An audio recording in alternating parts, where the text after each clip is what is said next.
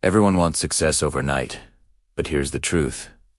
Greatness is never built in a single moment. It's built in the small steps you take every day. The problem is, most people quit because the steps feel too small to matter. Reading one page doesn't feel like much. Running for 5 minutes doesn't feel like progress.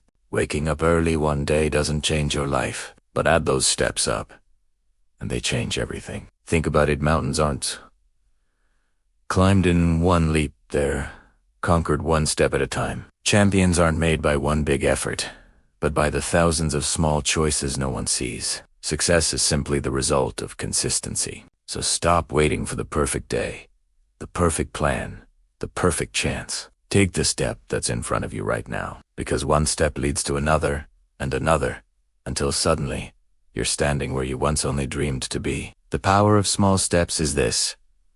They don't just move you forward, they transform you, slowly, quietly, into the person who never stops climbing.